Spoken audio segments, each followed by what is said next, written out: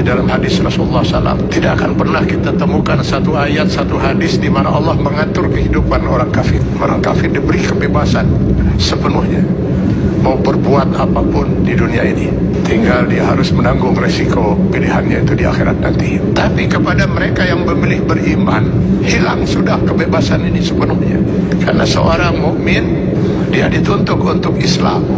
Akar katanya adalah aslama, berserah diri.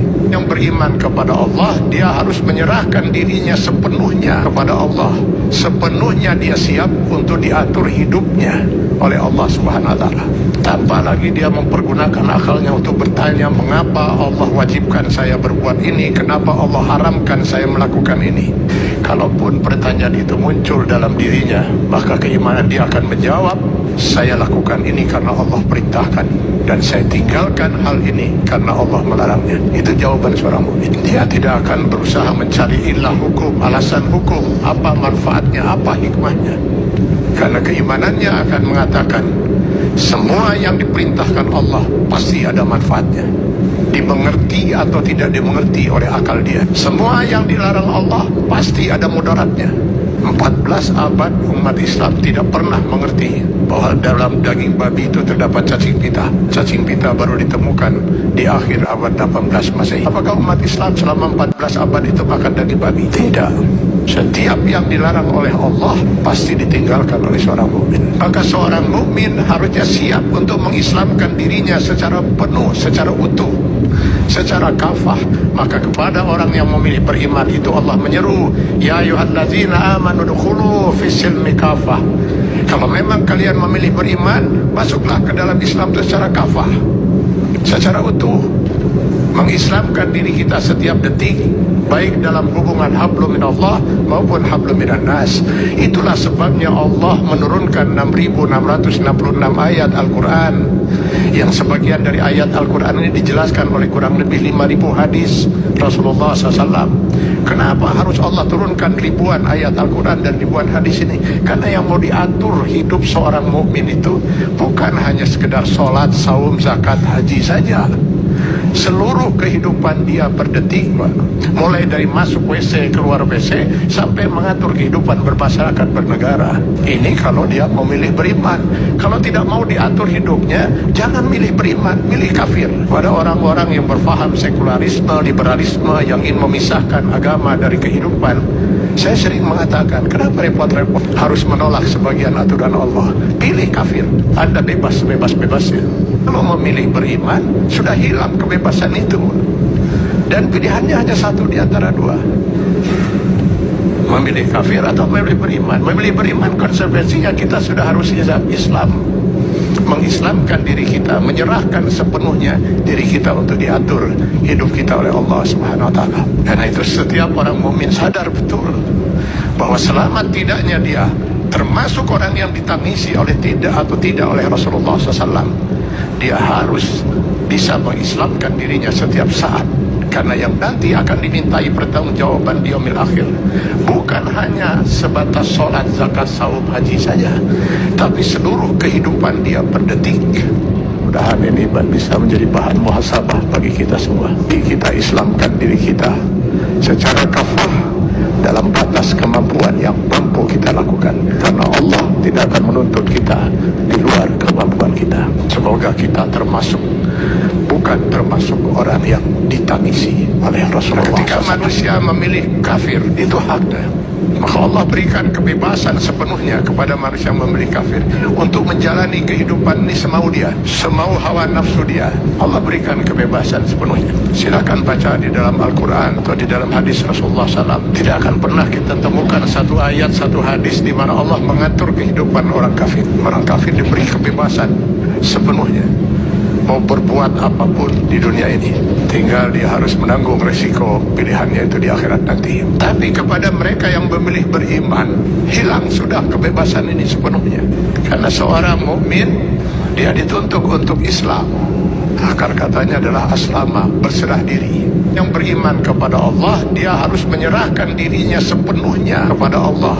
Sepenuhnya dia siap untuk diatur hidupnya oleh Allah Subhanahu wa Ta'ala. Tanpa lagi dia mempergunakan akalnya untuk bertanya, mengapa Allah wajibkan saya berbuat ini, kenapa Allah haramkan saya melakukan ini. Kalaupun pertanyaan itu muncul dalam dirinya, maka keimanan dia akan menjawab, saya lakukan ini karena Allah perintahkan, dan saya tinggalkan hal ini karena Allah melarangnya. Itu jawaban seorang mukmin. Dia tidak akan berusaha mencari ilah hukum, alasan hukum, apa manfaatnya, apa hikmahnya.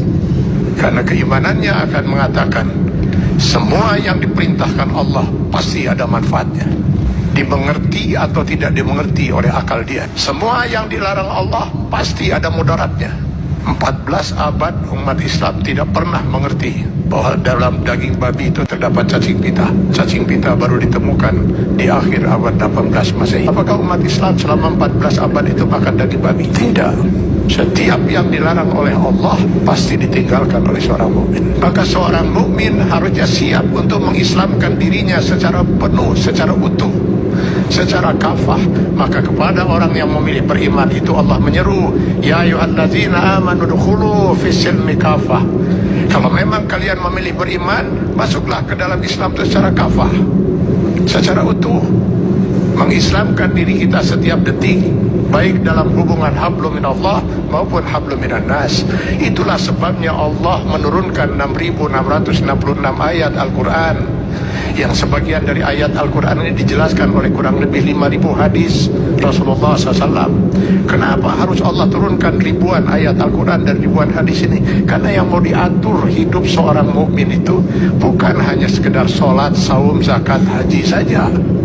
Seluruh kehidupan dia per detik, mulai dari masuk WC, keluar WC, sampai mengatur kehidupan bermasyarakat, bernegara. Ini kalau dia memilih beriman. Kalau tidak mau diatur hidupnya, jangan milih beriman, milih kafir. Pada orang-orang yang berfaham sekularisme, liberalisme, yang ingin memisahkan agama dari kehidupan, saya sering mengatakan, kenapa repot-repot harus menolak sebagian aturan Allah? Pilih kafir, Anda bebas sebebas-bebasnya. Kalau memilih beriman, sudah hilang kebebasan itu. Dan pilihannya hanya satu di antara dua, memilih kafir atau memilih beriman. Memilih beriman konsekuensinya kita sudah harus Islam, mengislamkan diri kita, menyerahkan sepenuhnya diri kita untuk diatur hidup kita oleh Allah Subhanahu wa Ta'ala. Karena itu setiap orang mukmin sadar betul bahwa selamat tidaknya dia termasuk orang yang ditangisi oleh tidak atau tidak oleh Rasulullah SAW, dia harus bisa mengislamkan dirinya setiap saat. Karena yang nanti akan dimintai pertanggungjawaban di yaumil akhir bukan hanya sebatas sholat, zakat, saum, haji saja, tapi seluruh kehidupan dia per detik. Mudah-mudahan ini bisa menjadi bahan muhasabah bagi kita semua. Kita islamkan diri kita secara kafah dalam batas kemampuan yang mampu kita lakukan, karena Allah tidak akan menuntut kita di luar kemampuan kita. Semoga kita bukan termasuk orang yang ditangisi oleh Rasulullah SAW. Nah, ketika manusia memilih kafir, itu haknya.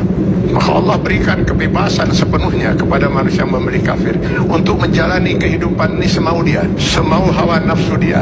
Allah berikan kebebasan sepenuhnya. Silakan baca di dalam Al-Quran atau di dalam hadis Rasulullah SAW. Tidak akan pernah kita temukan satu ayat, satu hadis di mana Allah mengatur kehidupan orang kafir. Orang kafir diberi kebebasan sepenuhnya, mau berbuat apapun di dunia ini. Tinggal dia harus menanggung resiko pilihannya itu di akhirat nanti. Tapi kepada mereka yang memilih beriman, hilang sudah kebebasan ini sepenuhnya. Karena seorang mukmin, dia dituntut untuk Islam. Akar katanya adalah aslama, berserah diri. Yang beriman kepada Allah, dia harus menyerahkan dirinya sepenuhnya kepada Allah. Sepenuhnya dia siap untuk diatur hidupnya oleh Allah Subhanahu wa Ta'ala. Tanpa lagi dia mempergunakan akalnya untuk bertanya, mengapa Allah wajibkan saya berbuat ini, kenapa Allah haramkan saya melakukan ini. Kalaupun pertanyaan itu muncul dalam dirinya, maka keimanan dia akan menjawab, saya lakukan ini karena Allah perintahkan, dan saya tinggalkan hal ini karena Allah melarangnya. Itu jawaban seorang mukmin. Dia tidak akan berusaha mencari ilah hukum, alasan hukum, apa manfaatnya, apa hikmahnya. Karena keimanannya akan mengatakan semua yang diperintahkan Allah pasti ada manfaatnya, dimengerti atau tidak dimengerti oleh akal dia. Semua yang dilarang Allah pasti ada mudaratnya. 14 abad umat Islam tidak pernah mengerti bahwa dalam daging babi itu terdapat cacing pita. Cacing pita baru ditemukan di akhir abad 18 Masehi. Apakah umat Islam selama 14 abad itu makan daging babi? Tidak. Setiap yang dilarang oleh Allah pasti ditinggalkan oleh seorang mukmin. Maka seorang mukmin harusnya siap untuk mengislamkan dirinya secara penuh, secara utuh, secara kafah. Maka kepada orang yang memilih beriman itu Allah menyeru, ya ayyuhallazina amanu dukhulu fis-silmi kafah. Kalau memang kalian memilih beriman, masuklah ke dalam Islam itu secara kafah, secara utuh, mengislamkan diri kita setiap detik, baik dalam hubungan hablum minallah maupun hablum minan nas. Itulah sebabnya Allah menurunkan 6.666 ayat Al-Quran, yang sebagian dari ayat Al-Quran ini dijelaskan oleh kurang lebih 5.000 hadis Rasulullah SAW. Kenapa harus Allah turunkan ribuan ayat Al-Quran dan ribuan hadis ini? Karena yang mau diatur hidup seorang mukmin itu bukan hanya sekedar sholat, saum, zakat, haji saja. Seluruh kehidupan dia per detik, mulai dari masuk WC, keluar WC, sampai mengatur kehidupan bermasyarakat, bernegara. Ini kalau dia memilih beriman. Kalau tidak mau diatur hidupnya, jangan milih beriman, milih kafir. Pada orang-orang yang berfaham sekularisme, liberalisme, yang ingin memisahkan agama dari kehidupan, saya sering mengatakan, kenapa repot-repot harus menolak sebagian aturan Allah? Pilih kafir, Anda bebas sebebas-bebasnya. Kalau memilih beriman, sudah hilang kebebasan itu. Dan pilihannya hanya satu di antara dua, memilih kafir atau memilih beriman. Memilih beriman konsekuensinya kita sudah harus Islam, mengislamkan diri kita, menyerahkan sepenuhnya diri kita untuk diatur hidup kita oleh Allah Subhanahu wa taala. Karena itu setiap orang mukmin sadar betul bahwa selamat tidaknya dia termasuk orang yang ditangisi oleh tidak oleh Rasulullah SAW, dia harus bisa mengislamkan dirinya setiap saat.